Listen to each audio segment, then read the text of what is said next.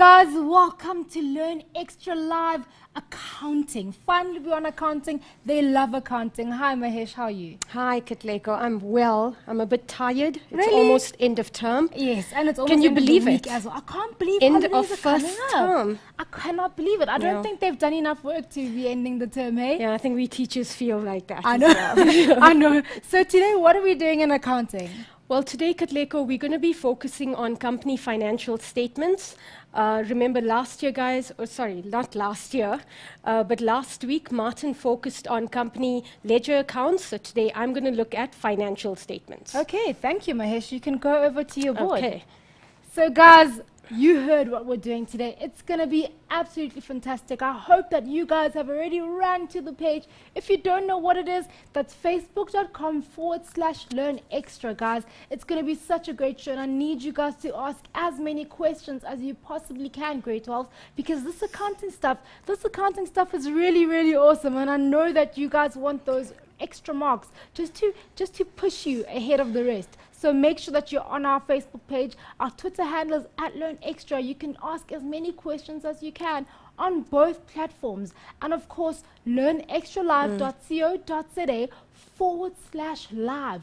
That is where you can get your notes, schedules, videos. Of course, youtube.com/mindset learn is where you can watch previous accounting videos and anything else that we do here. So make sure that you are exhausting all of these platforms, guys. They are out there for you. They're out there to help you. Please make sure that you are with me all the way on the page. Tell me if you've joined us, grade 12. I know you're excited to be here, and so am I. Over to you, Mahesh. Okay, thanks, Katlego. Hi, guys, again. Like I mentioned, we're focusing today on company financial statements. Okay, in this lesson, grade 12s, we're going to be looking at, let's just get a pen out there. We're going to examine the changes made to the format of an income statement and a balance sheet of a company. Now remember last year, guys, you obviously did financials for a partnership. In grade 12s, we're looking at form of ownership being your company. Then we're also going to recap on certain GAAP principles. And then finally, guys, we're going to try and focus on some year-end adjustments when we're doing an actual example. Right, so let's start. Let's start firstly with some definition, guys. Income statement. Now remember, if I had to ask you what is an income statement, immediately we as accountants, we think of two words. I'm either making a profit or I'm making a loss. So the definition of an income statement, guys, the income statement will show the trading result. In other words, has the business made a net profit or a loss for a specific accounting period, which we all know is usually 1 year. Right, let's go down a bit. Included, or in our income statement, what do we include? We've got to take into account all income as well as all expenses for a specific period of time, again, 1 year. Right, guys, if I want to calculate a profit or a loss, I've obviously got to add all my income, subtract my expenses, and I'm able to work out whether I've made a profit or a loss. And in accounting, this is done by completing that income statement. Now, let's look at your format of your income statement. Okay. The format, guys, is very much the same to your grade 10 accounting and your grade 11 accounting. What do I mean by the same, almost the same? We're obviously going to start off with sales because that's our main, that's our primary source of income. Sales, we're still going to subtract debtors' allowance. Then you're going to have your cost of sales, you're going to work out your gross profit, add other operating income like your rent income, commission income. You could have had a profit on sale of asset. Okay, we're still going to subtract all our operating expenses. And please remember, guys, when you're doing this, operating expenses obviously is in brackets. Then, moving down, we're then going to be looking at, let's just extend the page there a bit. There we go. We're going to work out still our operating profit. To that, we add interest income. We're still going to subtract interest expense, and now we come to the changes that we're going to find in grade 12 when doing financials or an income statement for a company. Instead of ending with net profit for the year, guys, we're now going to have a line for, sure, that line is quite skew. Oh, there we go. We're going to, yeah, let's just fix that quickly, guys. This doesn't look nice at all. There we go.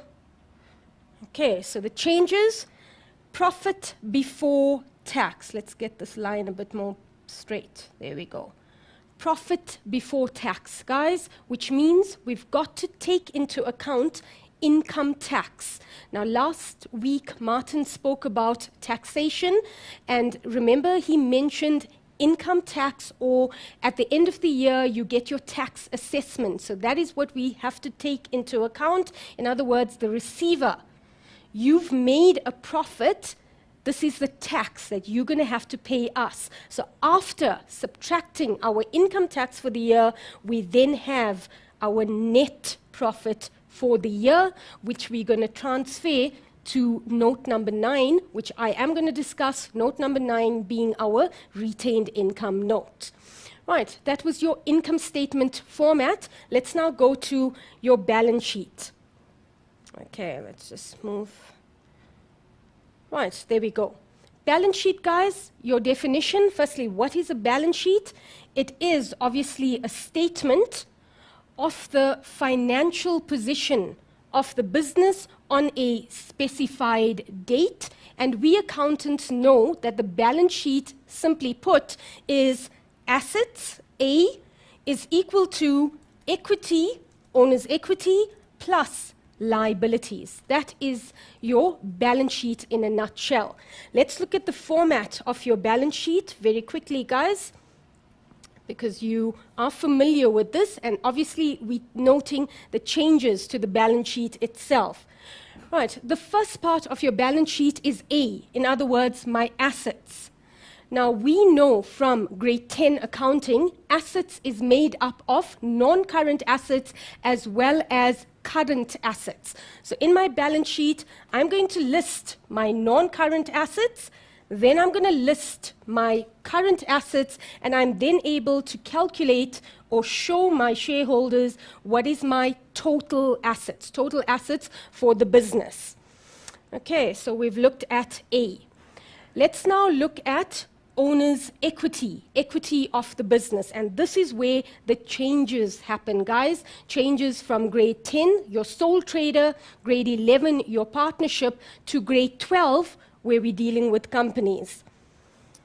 Okay, so looking at equity, equity or your ordinary shareholders' equity is made up of 3 very, very important items. Your ordinary share capital being 1, followed by share premium, and then we've got retained income. Okay, guys, so these 3 items added up would give me my ordinary shareholders' equity. Right, so we've looked at owner's equity. What's left in your balance sheet? We've done A, we've looked at O, now let's look at, correct, guys, L, liabilities. So under liabilities, remember, you obviously have your non-current liabilities. Let's just make that bigger. Okay, your non-current liabilities, and then we obviously have our current liabilities. So in the actual balance sheet itself, guys, obviously liabilities looks very, very similar to your grade 10 balance sheet, your grade 11 partnership balance sheet. There's no changes to liabilities itself. The change is here. Okay, it's here, your equity, ordinary shareholders' equity, because we're now dealing with companies. Right, let's move on, guys. Okay, I want to look at certain key notes. I'm not going to look at all the notes, grade 12s, but just the key notes and show you where some of the changes are going to take place in terms of companies itself. So let's start with your note, trade, and other receivables. And if we look at this note, guys, whatever I've obviously highlighted in blue, that is where the changes are going to take place. So let's go immediately to the change itself.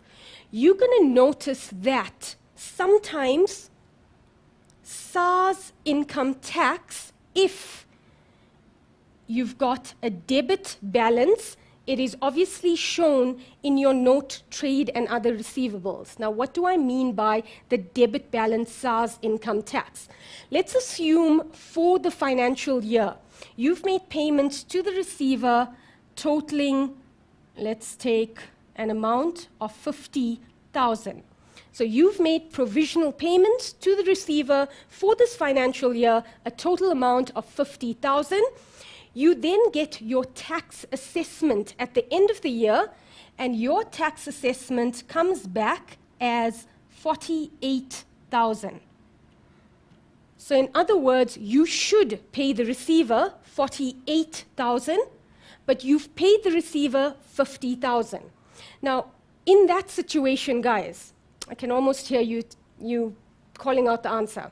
In that situation, the receiver of revenue is owing you 2,000. In other words, you've overpaid, and because you've overpaid, SARS now has a debit balance. It is an asset to the business, and the receiver will be owing you 2,000 Rand. Okay, all right, let's move on to the next note. Ordinary share capital. If we look at this note, completely new, obviously to grade 12s, to companies itself, this note is made up of the following two categories. We have authorized share capital, which we're going to disclose, and then the next category, which is your issued share capital. Just fix that. Okay, we've got, oh, this pen doesn't like me, Katlego. Okay. Not today, hey? Not today. That's because I know what I'm doing wrong. I'm using the pen and I'm using my finger at the same time. Oh. Okay. Right. So guys, we've got our issued share capital. I'm not going to explain these notes in detail, guys, because it's probably going to take us more than an hour. I want to move on so that we can get to an exam type question.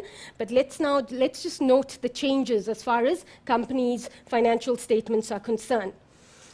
Okay, the next note, completely new again, is share premium note, again made up obviously of equity or forms part of shareholders' equity. And then, very, very important, guys, retained income. Okay, this note, obviously new, it is a new note, but if you look at this note itself, absolutely important, very, very, I can't stress on how important it is for you guys to know this note for the exams, whether it's your June exams or prelims or your finals. This note, an absolute must. You must know this note. Let's go through this note very quickly.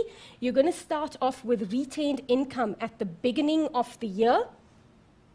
To that retained income, you are then going to add your net profit after tax. And remember, net profit after tax, guys, is going to come from your income statement. Okay, then we've got our ordinary share dividends, which needs to be subtracted.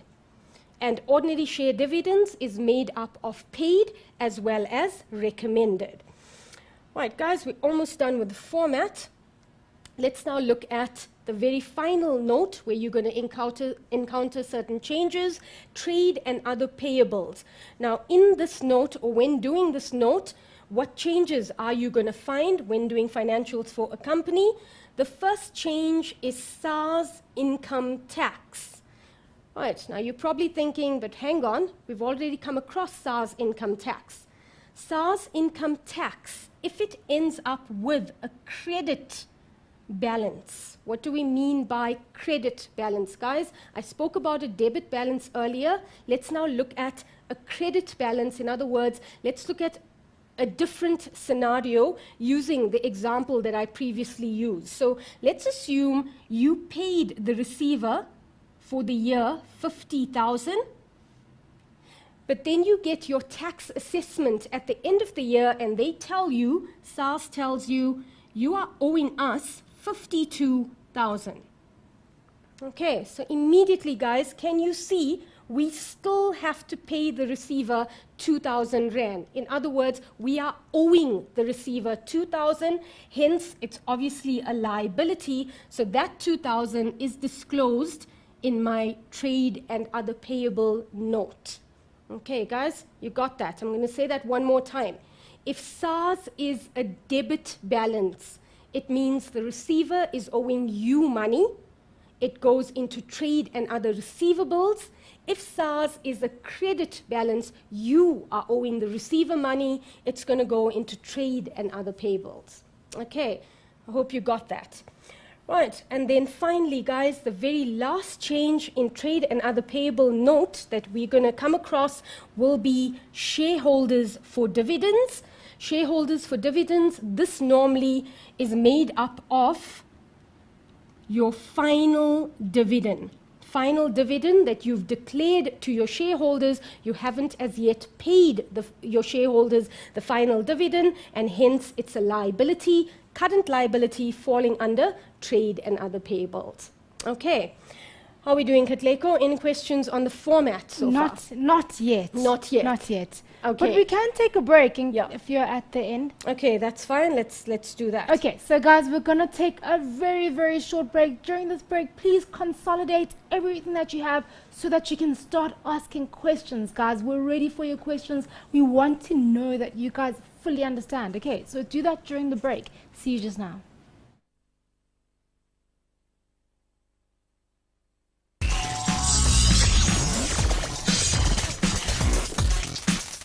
Welcome back, Mindsetters. If you have just joined us, we are doing grade 12 accounting. It's been awesome so far, and I hope that you guys have all your attention on us and on the page, guys. Those are the only two things that you should be concentrating on right now. Tell everyone to leave the room so that you can do some accounting. I want to tell you guys about what the month of May signifies for us here. The month of May is Library Month, guys. I need you guys to tell me or to let me know what you think this is. I'll tell you a bit about it. But make sure that you are actually on the page and you are chatting about Library Month, guys. It's the month of March and it's Library Month. What are you guys reading? We are ready to do some awesome giveaways, some awesome quizzes, some awesome everything, guys. You know how we do. We really go all out about books, about what libraries contain and what the awesome things about them are. Shoot over to the page. Tell me what your last book was, the last book that you read, or your favorite book even, because I'm ready to hear about that. Over to you, Mahesh. Okay, thanks, Katlego. Right, guys, I'm ready now to move on, and let's look at some of the GARP principles that we take into account when preparing financials. Right, now, very important, guys. I'm focusing on certain GARP principles, and I'm obviously looking at the most important ones. Right, let's start off with matching. Okay, now what do we mean by matching, guys? Come, you know this one. Okay, I'm sure you do. All income and expenses must be matched to the same period in which they incur, regardless of whether the income has been received or not, or the expense has been paid or not paid. In other words, whether you've paid or it's still outstanding, it's still accrued, it needs to be matched to the correct accounting period. Now, very quickly, guys, what do we mean by this?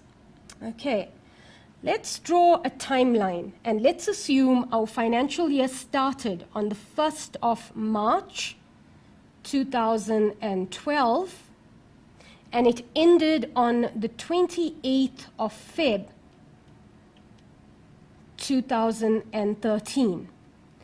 What this GARP principle is basically telling us is all income and all expenses that are shown in the financial statement, in your income statement, must belong to this timeline. In other words, whether it has been received, physically received, or it's still outstanding in the case of income, as long as it has incurred or it belongs to this timeline, it must be included in my income statement. If there's anything that is outside this timeline, GAAP matching principle is telling me, take it out from there, it doesn't belong there, exclude that amount. Okay. Right, let's move on to the next principle, guys. We're looking at another GAAP principle, and this time it is prudence. Now, when we talk about prudence, again, what do we mean? Prudence relates to, or prudence simply means, financial results are reported in a very conservative manner. Okay, now, conservative manner in accounting simply means don't overstate your amounts. Rather understate it than overstate. So a very simple example, guys, your trade creditors. Let's assume your trade creditors is 10,000 Rand, but from past experience, you know that 1,000 Rand would not be received. In other words, 1,000 Rand could be potential bad debts. So if you look at this 1,000 Rand, you are now telling your shareholders, in my balance sheet, when I make an entry, or when I disclose is the correct word, when I disclose my debtors, I will disclose my debtors at 9,000. I'm being conservative. I am understating rather than overstating. Okay, and then finally, guys, the last GAAP principle which I want to touch on is your historical cost concept. The general rule is that assets are valued at their historical cost, and here we're talking mainly about land and buildings, guys, and trading stock. Will be showed in the balance sheet at their original cost. In other words, what they were purchased at, that's what we mean by their cost price. There are, however, certain exceptions, especially in the case of trading stock, which sometimes over a period of time, depending on the type of stock the business is selling, there could be a devaluation of that stock itself. Okay, right, Katlego, we're now coming to an actual question. Okay. Okay, so let me and just if the learners have that. questions as well, you guys need to shoot them over, guys. We just do questions so that you guys get to understand the concepts and you get to see how they are applied. But you guys need to send us questions asking us, you know, just say, Mahesh, I don't really get what you just said. What did you mean? Or, you know what I mean? Like, just shoot over questions that we know that we can help you with, just to clarify those little things, guys. Okay. Over to so you. we're ready to start We're with a ready to question, start this an question. exam type question. Sure. Okay, let's start, guys. Let's read through the question, because remember, in accounting, it is so important that you read through the entire question first, and then you obviously start with your answers. Right, in this question, you are provided with an extract of the pre-adjustment trial balance, obviously before adjustments, adjustments and additional information of RK Limited on the 29th of February 2008. The business buys and sells office equipment. Stock is sold at a markup of 60% on cost. And let's just put this markup into a little block, because we might need that information. Your instructions. You are required to prepare the following notes to the balance sheet. So we have to prepare inventory, retained income, and then trade and other payables. And then, guys, the big one, prepare the income statement for the year ended 29th of February 2008. So immediately, guys, it's obviously an income statement. Because it's an income statement, very quickly, I want to draw a timeline for the financial year that I'm working for. Financial year ended 29th of Feb 2008, which means this financial year would have started on the 1st of March 2007. Okay, right, let's move on. We're now looking at our information, and immediately we notice there's that pre-adjustment trial balance, and this is obviously my starting point. Now remember guys, I'm doing 3 notes and an income statement. And what do I mean by pre-adjustment trial balance is my starting point? Starting point in the sense that I'm now going to take the relevant information from this pre-adjustment trial balance and slot it into my notes and into my income statement. Okay, so very quickly, let's look at the information. Obviously, guys, it's the highlighted information just to make it easy for us. Starting with sales, okay, all the way down to my interest on loan. This represents my nominal account section, so immediately these totals need to be slotted into my income statement. And then if I go up further, there I have retained income. Remember, I've got to do the retained income note. So this retained income is my 1st of March or beginning of the year balance. And then further down, I've also got to do trade and other payables. So I've got creditors control, guys, pension fund, SARS, PAYE, which we're obviously going to get to, but for now, okay, those 2 items. And then I've got to also do the inventory, which means I need my trading stock balance thus far. Right, now what I've done, if we go to our answer sheet, let's quickly find the answer sheet, guys. Okay, so trading stock. Let's go to our income statement, guys. Okay, there we go. So what I've already done so that we can work with those adjustments, I've already brought down my amounts in brackets. So let's look at sales, 797,500, and I've already subtracted debtors allowance. Okay, so let's quickly go to the question so that no one is lost as to what I've just done. So there's my sales amount. Okay, guys, there's my sales. And then below that, there's my debtors allowance. I've already taken it through to the income statement in brackets, because remember, bracket work is absolutely important. And I've obviously done this for the rest of my income statement, so I've got some kind of skeleton to work with when I'm actually doing the actual adjustments. Okay. So we're now ready to go to the actual adjustments, guys, because I've brought down everything that I needed to in brackets. So let's go straight to our adjustments. Let's tackle each adjustment. Adjustment number 1, rent has been received for 11 months only. Okay, now what I want to do is, let me quickly, again, put our timeline, 1st March, and we know it's 2007, 28th Feb 2008. So this adjustment tells me rent has been received for 11 months only, which means for the month of Feb, the tenant has obviously not paid his rent. We haven't received the rent.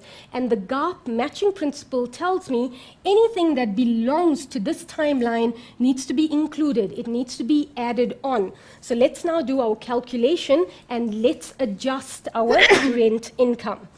Okay, so to our answer sheet, let's go to our rent income. At the moment, guys, our rent income is 22,000. So we're now going to take our 22,000. Let's get a pen out. So we've got 22,000. This is only for 11 months. I'm going to divide by 11, which means my monthly rent is 2,000.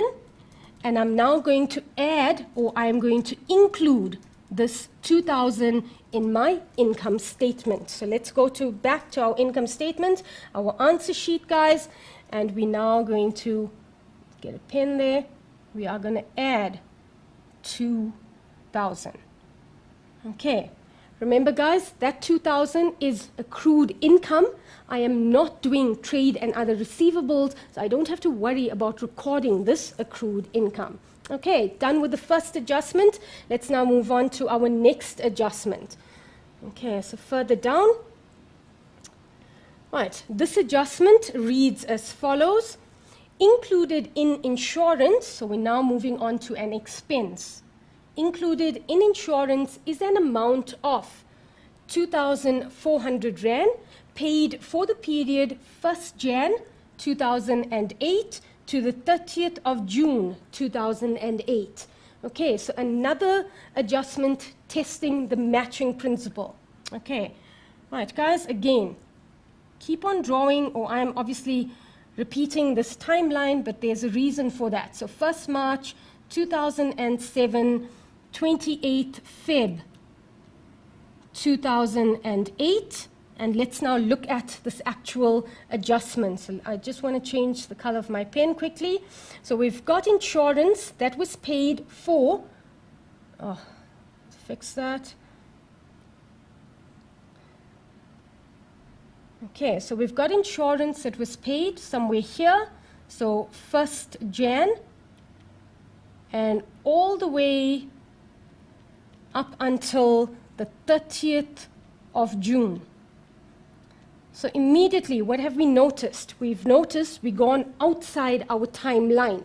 And GARP tells us anything after this timeline or after the 28th of Feb 2008 must now be excluded. It must be removed. It must be subtracted. So let's do our calculation. Let's work out what the actual adjustment is. So if we take our 2,400, which is the amount of insurance we've paid, and if we divide this for 2,400 from the 1st of Jan, guys, to the end of June is 6 months. Okay, we're going to find that we've obviously paid for each month 400 Rand. And what do we want to exclude? We want to exclude the months after the 28th of Feb. In other words, the months of March, April, May, and June, including June. So we've got March, April, May, and June. So 400 times 4, we have to remove from insurance 1,600. Okay, let's now go to our income statement and let's do exactly that. So in our income statement, we're obviously looking for insurance. So let's just quickly scroll down. Insurance, there we go. So we're now going to subtract 1,600. Okay, absolutely simple, guys. Easy. It's obviously not difficult. How are we doing there, Katlego? We're doing good. Are you ready for a break? I think we can. I think we can do a break. I know that you guys want that little bit of a stretch and a glass of water, but please don't go far, guys. We are ready and steady for any one of your questions, guys. I'm here on the page and I'm looking at those who are on and those who are not on. Well, I can't see you, but I'd love you to join us right about now. See you right after the break.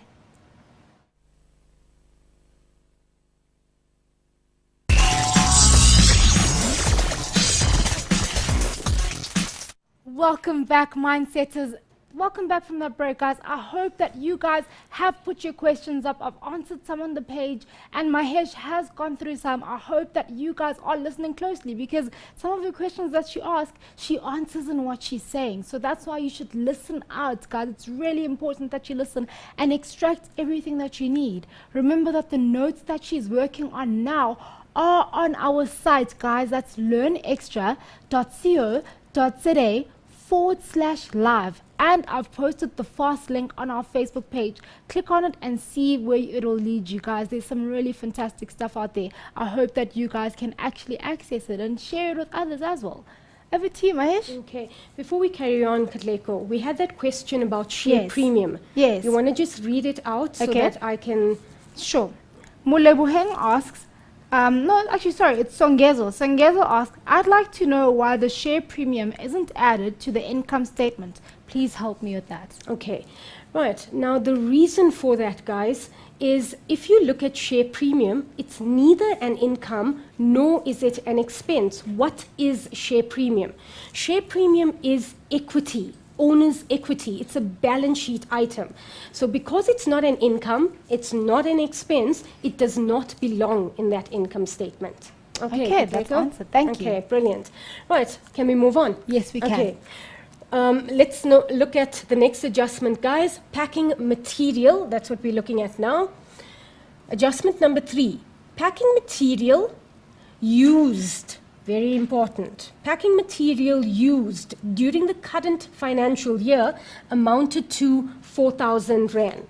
Now, before I look at the actual adjustment, guys, this is a mistake that we find often when we mark your final exams, is a lot of students confuse the word used and stock that was unused. Now, what do we mean by this? What do we mean by students get confused? Let's take the following example, since we're dealing with packing material. Let's assume for the financial year, you've purchased packing material amounting to 10,000 Rand. And you now get an adjustment that tells you at the end of the year, you've used 4,000 Rand of packing material, which means I have used up, obviously, okay, so let's just extend that. I've used 4,000. How much was not used? Unused packing material, in this case, would be my 6,000. Now, what is an expense? An expense is something that is used. In other words, obviously it can't be reused. You've now used the item. It's considered to be an expense. So that 4,000, the packing material that we have used, is your expense. Whatever you have not used cannot be classified as an expense, guys. In this case, this 6,000 is what we determine or what we classify as being an asset. I'm going to say that one more time. When you deal with an adjustment like packing materials or stationery, and the question tells you that you have used or you have not used certain amounts of either stationery or packing material, whatever we have used is an expense and belongs in that income statement. Whatever is not used is an asset and therefore belongs in your balance sheet. Right, so let's now look at this adjustment specifically, and let's see what we're going to show in our income statement and what we're going to take to the balance sheet note. So I quickly want to get rid of what I've just put up here. Okay, let's get rid of that quickly, guys. Okay, right, so 4,000 is not used. Let's now go to our actual income statement. So there we go. I'm looking for packing materials, and there we go. So packing materials in total, guys, get our pen out. We've purchased 5,600, but we've used 4,000. So immediately, guys, I'm going to take the 4,000 and I'm going to show this as my expense. Whatever I have not used, what have I not used, guys, would be 5,600 minus the 4,000. So I have not used 1,600. Am I right? Yeah, that looks correct. So I haven't used 1,600, and therefore it doesn't belong in that income statement. I'm now going to send it to my balance sheet note. Which particular note am I talking about? Absolutely correct, your inventory note. So let's find your inventory note, guys. Okay, so there's my inventory. Just extend the page here. And remember, this has a very special name: consumable stores on hand. And unused packing material is 1,600. Okay, hope you guys got that. Katleko, do we have any questions? Someone just asked you actually I know that it's not related to this, but they're asking, or maybe it is a little bit, is there a difference in retained earnings and retained income? No. And that's from Karabo. No, there isn't a difference. Okay. I know there's one particular textbook that calls it retained earnings. Okay. Other textbooks refer to it as Retained retained income. They often also call it accumulated profits. Okay. So it all means the same thing. So Okay, for there you example, go. Katleko is cats, Yeah. is K, it means the same Yeah. person that we're talking about. Okay, thank Okay, is that it? Yes. Okay, brilliant. All right, let's look at the next Wait, adjustment. Mahesh, before you carry on, can I actually just ask you another question here? Let me just find it, sorry. Wumpy, that's an odd name. Can she please repeat the insurance adjustment? I mean, guys, it's fine. I will try post this for you guys. I know that Wumpy, I know that you asked a question, and also other people have been asking questions. I get you guys. I get you. Mahesh will answer these questions. I've said that you must answer questions, and I love that you guys are posting questions. So, Mahesh, could you perhaps maybe carry on a little bit, and then later on we'll try answer a bit more questions. Okay, I think let me go back to it. Okay. Because there's not much time. Oh, So okay. let's take the questions, and then we'll obviously see if we can get to the other adjustments. So which question was it again? About It the was insurance the adjustments. insurance, which was adjustment number 2. Yes. Okay. Right, adjustment number 2, guys, the insurance adjustment itself. If you go back, or let's just go back to this adjustment, you've got included in insurance is an amount of 2,400 Rand paid for the period 1st Jan 2008 to the 30th of June 2008. Now, if I look at this and I use my timeline, immediately I notice, so I've started my payment on the 1st of Jan, which is fine, it's in the financial year, but it goes all the way up until the 30th of June. So immediately there's a problem. It's outside my financial year, outside that timeline. So the matching principle tells me whatever belongs to this timeline include, which is fine. So from the 1st of Jan to the end of February, 2 months is absolutely fine. It belongs there. But anything after the 28th of February now needs to be removed. In other words, this is obviously a prepaid expense. It belongs to the next financial year. So if we look at our actual calculations, we've paid a total of 2,400, and we've paid this for 6 months. Where am I getting the 6 months from, guys? 1st of Jan until the end of June. Even if you have to use your fingers, use your fingers. So Jan, Feb, March, April, May, June, which gives me the 6 months.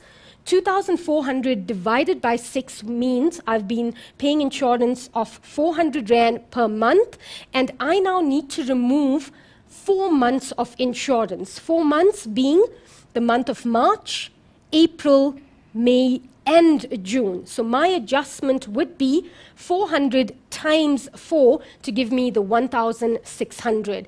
And that is what I then take to my income statement. Let's just go back there quickly. Okay, so your insurance, we are subtracting 1,600 because that amount does not belong in this financial year. Remember, all expenses, all income must be matched to the correct financial year. Okay, thank right. you. Any more questions? No more for now. I think No you more can for carry now. on. with Okay, yours, brilliant. yes. Right, let's go back to the next adjustment, guys. Right, your next adjustment, we've got adjustment number 4. No entry has been made for stock returned by a debtor. So we've got stock returned by a debtor on the 25th of Feb 2008. Immediately, 25th of Feb 2008 belongs to this financial year. Selling price 1,400.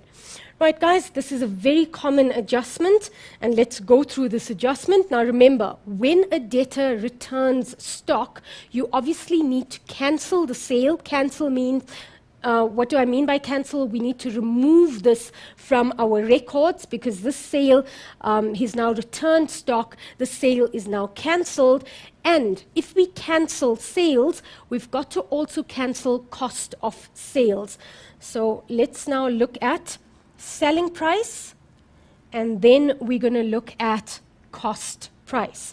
The selling price is given to us. They clearly tell us selling price is 1,400, And which two accounts are going to be affected by this 1,400?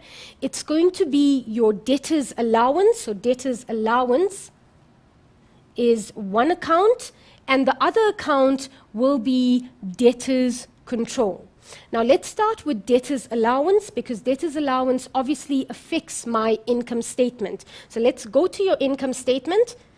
Okay, in my income statement, debtors allowance, guys, remember, has already been subtracted from sales, but I'm now telling myself, or I'm now telling my shareholders rather, I've got a further 1,400 that now needs to be removed from sales. So let's do that.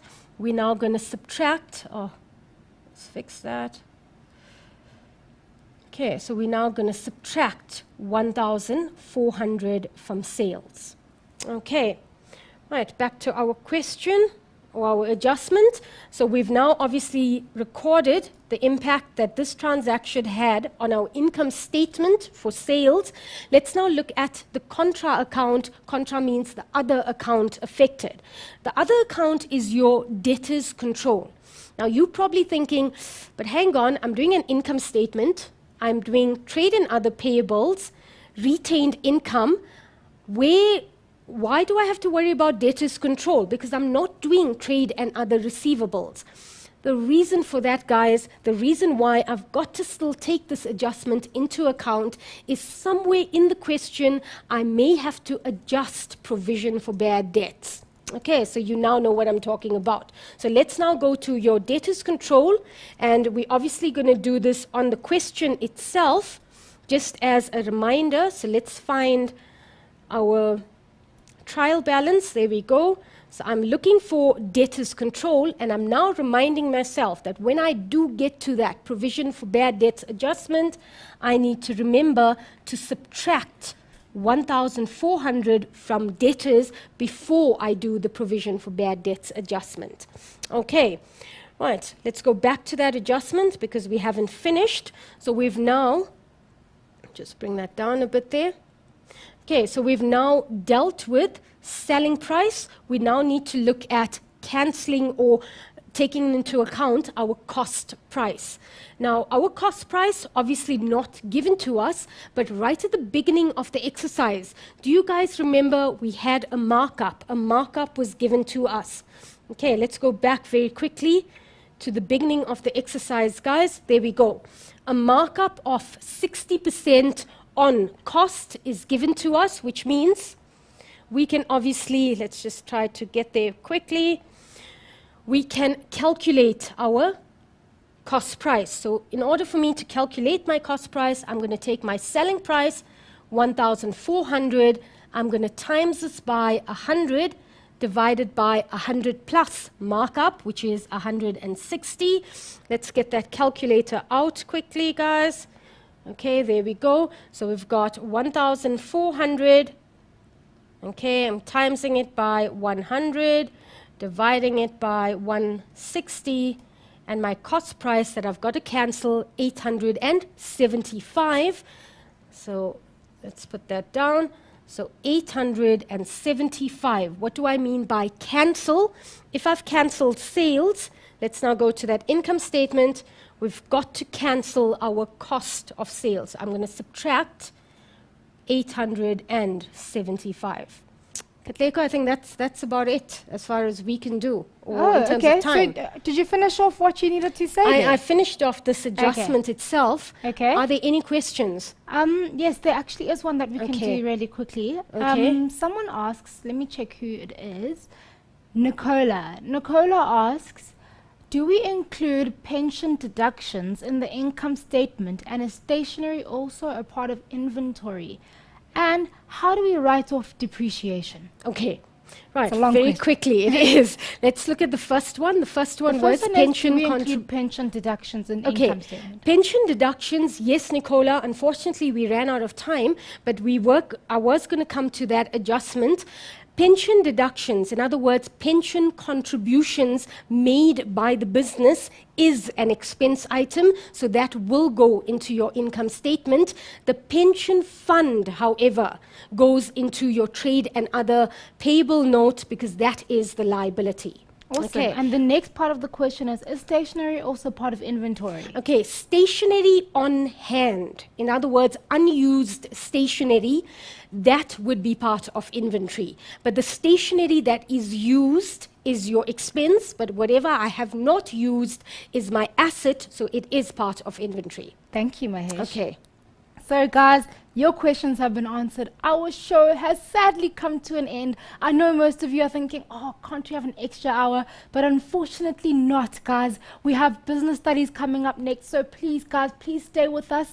Don't move off those seats. And we are in for a treat, guys. Of course, you guys need to keep answering each other's questions. Keep helping each other. The page is always available for you guys. It's open and it's ready for you. Please use it to the fullest of your ability. Guys, from us here, bye-bye, and I hope you have a fantastic evening.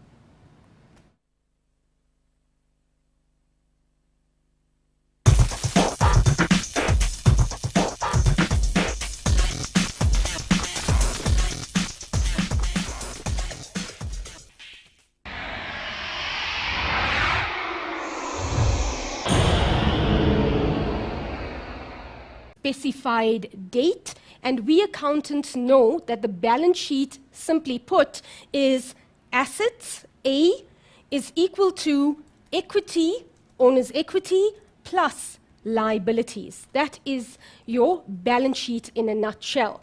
Let's look at the format of your balance sheet very quickly, guys, because you are familiar with this, and obviously we're noting the changes to the balance sheet itself.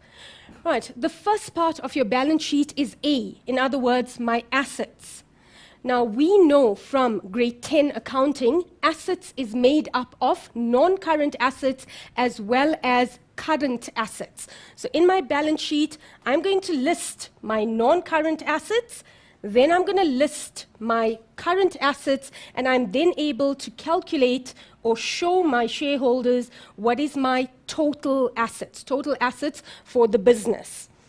Okay, so we've looked at A.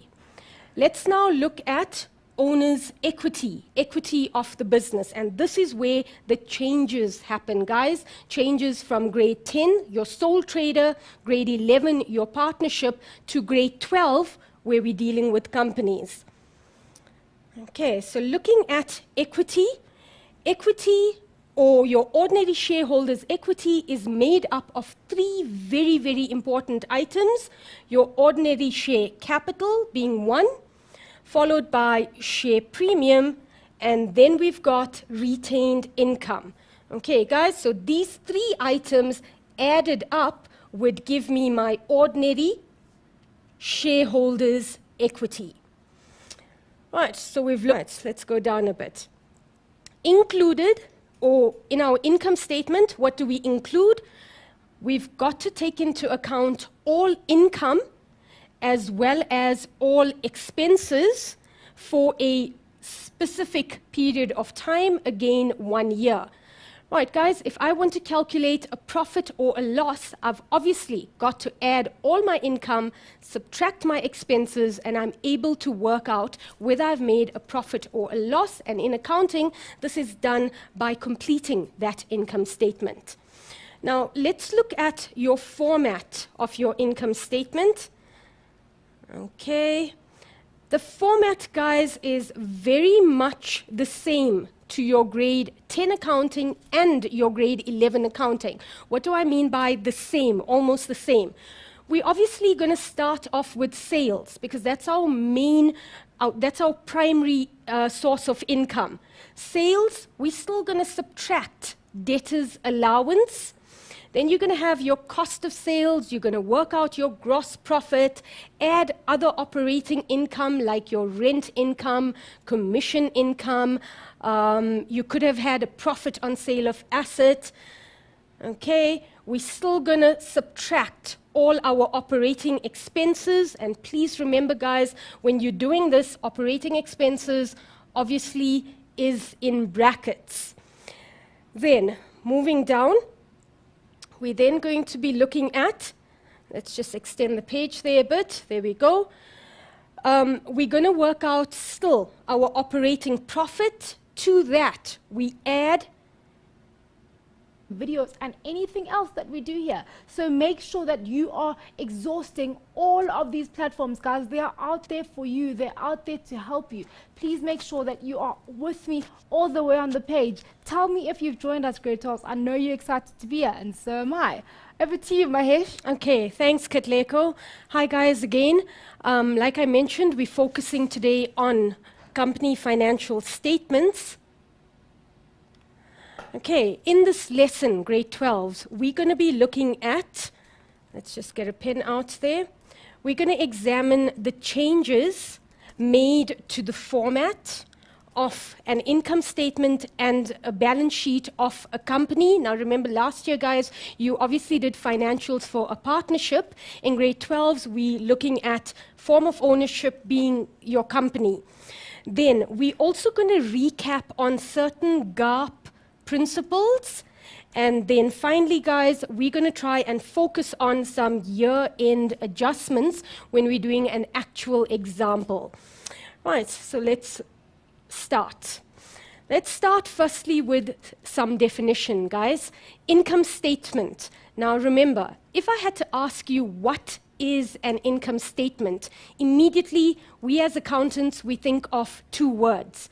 I'm either making a profit or I'm making a loss. So the definition of an income statement, guys, the income statement will show the trading result. In other words, has the business made a net profit or a loss for a specific accounting period, which we all know is usually 1 year. Interest income, we're still going to subtract interest expense, and now we come to the changes that we're going to find in grade 12 when doing financials or an income statement for a company. Instead of ending with net profit for the year, guys, we're now going to have a line for, sure, that line is quite skew. Oh, there we go. We're going to, yeah, let's just fix that quickly, guys. This doesn't look nice at all. There we go. Okay, so the changes, profit before tax. Let's get this line a bit more straight. There we go. Profit before tax, guys, which means we've got to take into account income tax. Now, last week, Martin spoke about taxation, and remember, he mentioned income tax, or at the end of the year, you get your tax assessment. So that is what we have to take into account. In other words, the receiver, you've made a profit. This is the tax that you're going to have to pay us. So after subtracting our income tax for the year, we then have our net profit for the year, which we're going to transfer to note number 9, which I am going to discuss, note number 9 being our retained income note. Right, that was your income statement format. Let's now go to your balance sheet. Okay, let's just move. Right, there we go. Balance sheet, guys, your definition. Firstly, what is a balance sheet? It is obviously a statement of the financial position of the business on a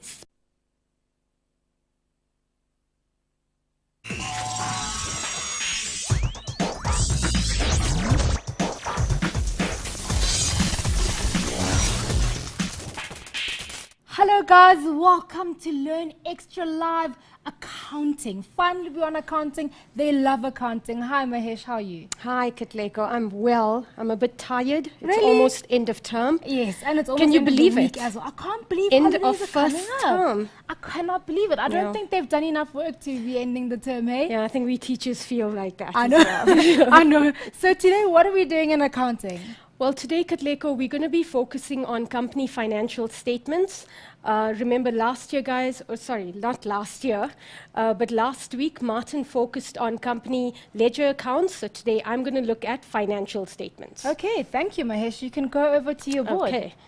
So guys, You heard what we're doing today. It's going to be absolutely fantastic. I hope that you guys have already ran to the page. If you don't know what it is, that's facebook.com/learn extra, guys. It's going to be such a great show, and I need you guys to ask as many questions as you possibly can, grade 12, because this accounting stuff is really, really awesome, and I know that you guys want those extra marks just to push you ahead of the rest. So make sure that you're on our Facebook page. Our Twitter handle is @LearnExtra. You can ask as many questions as you can on both platforms. And of course, learnextralive.co.za/live. That is where you can get your notes, schedules, videos. Of course, youtube.com/mindset learn is where you can watch previous accounting